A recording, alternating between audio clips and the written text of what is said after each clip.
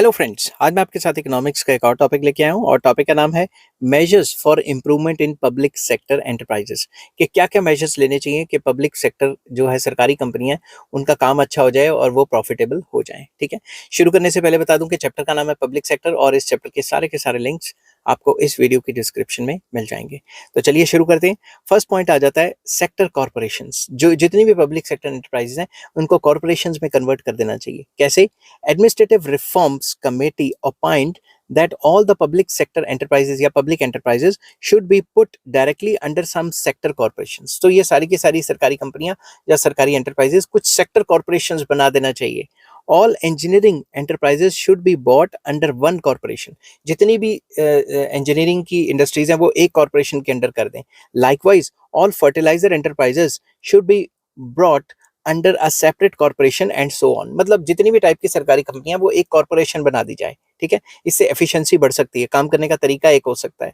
This policy is expected to be useful in the following ways. कैसे? Economies of large scale production will be available. एक ही company एक ही corporation होगी तो ज्यादा बल्क में सामान बना सकती है। More research can be conducted for the growth of enterprises. उस एंटरप्राइजेस को ग्रो करने में ज्यादा रिसर्च R&D की जा सकती है। ठीक है, तो जितनी भी सरकार की अलग अलग कंपनियां हैं एक ही टाइप का जो काम कर रही हैं उनको एक ही कॉर्पोरेशन बना देना चाहिए। ये पहला मेजर है जो सजेस्ट किया था जो एडमिनिस्ट्रेटिव रिफॉर्म्स कमेटी है उन्होंने। ठीक है, नेक्स्ट पॉइंट आ जाता है reforms in board of directors. जो सिफारशी बंदे भर्ती किए हुए ना उनको निकाल देना चाहिए। It is advise that various boards of management for the public sector enterprises should be suitably reformed। जो बोर्ड ऑफ डायरेक्टर्स है उनको suitably बनाना मतलब रिफॉर्म करना चाहिए उस कमेटी को। ठीक है, these board should have professional बंदे रखो। ठीक है, and representatives of workers, financial experts etcetera etcetera, बजाय इसके कि पॉलिटिशियंस को घिसा दो जिसका कोई पता ही नहीं है।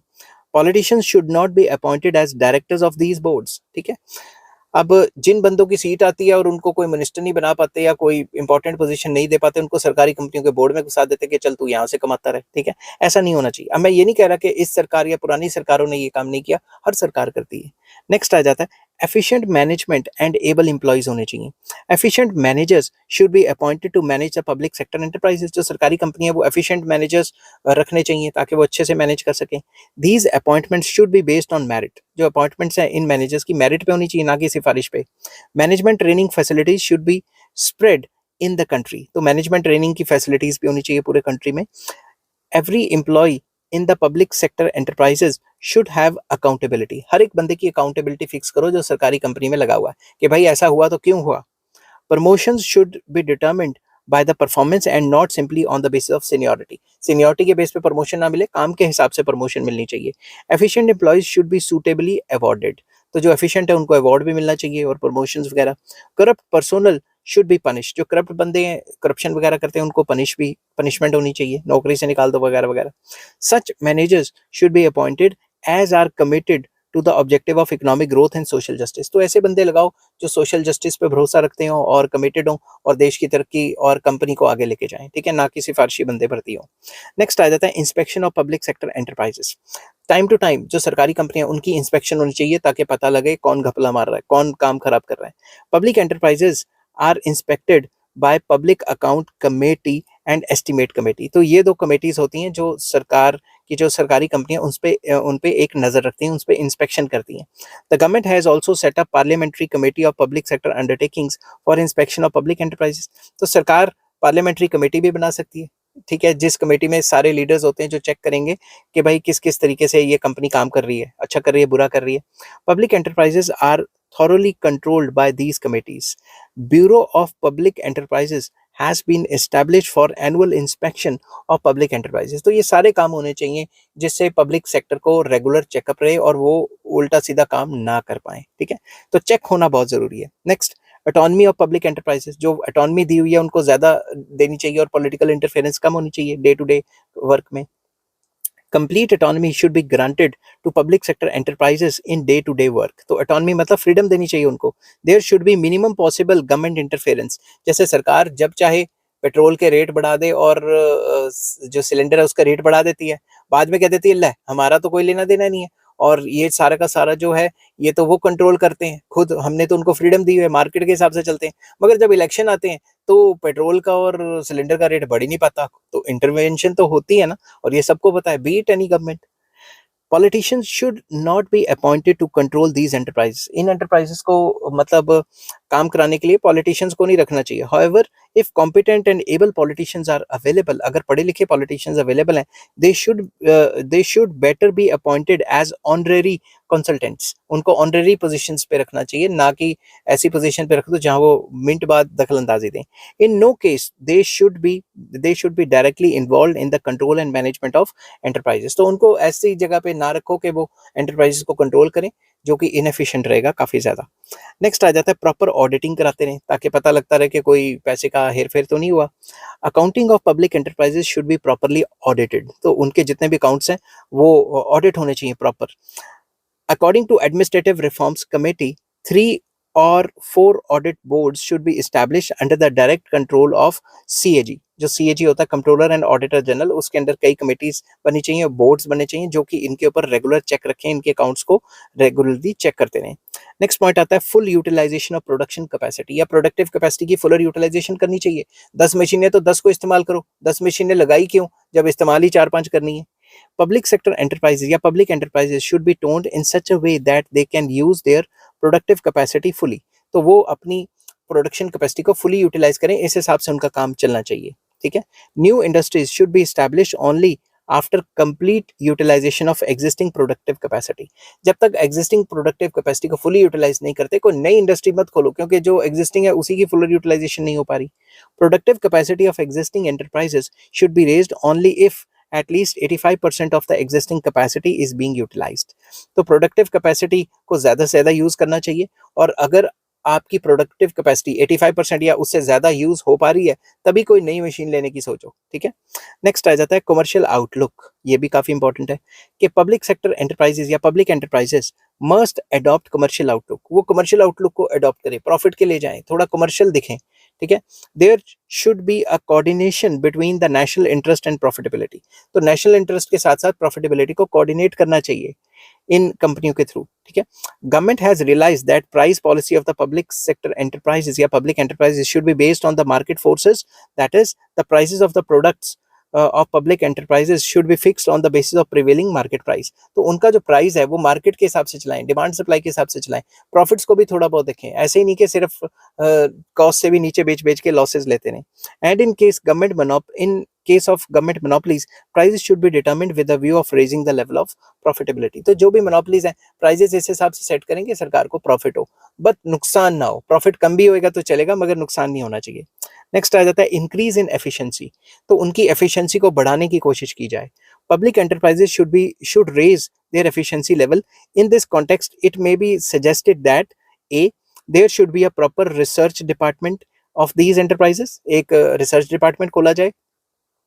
These should be there should be proper incentives for raising the level of production, reducing expenses and improving the quality of product, तो प्रॉपर इंसेंटिव मिलना चाहिए ऐसे लोगों को, ऐसे बंदों को जो कि अपनी कॉस्टिंग कम करते हैं, या फिर क्या कहते हैं अपने खर्चे कम करते हैं सरकारी कंपनी के, या क्वालिटी ऑफ प्रोडक्ट बढ़ाते हैं। C appointment must be based on ability, expertise and administrative capabilities, तो जो भी बंदे अपॉइंट करें वो तजर्बे के हिसाब से देखें, अपनी सिफारिशी मत भर्ती करें।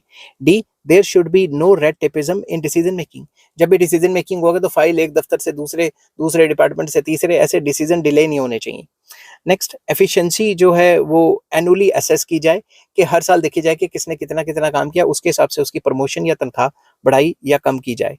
Corrupt officials must be punished and able ones must be awarded, जो अच्छे हैं उनको अवार्ड दिया जाए, प्रमोशन और तनख्वाह में इंक्रीज किया जाए, और जो करप्ट हैं उनको पनिश करना चाहिए। नेक्स्ट आ जाता है wasteful administrative expenses should be cartel, जो फालतू के खर्चे हैं, एडमिनिस्ट्रेटिव खर्चे हैं जो फालतू के इन सरकारी कंपनियों के, उनको कम करना चाहिए या बिल्कुल खत्म कर देना चाहिए।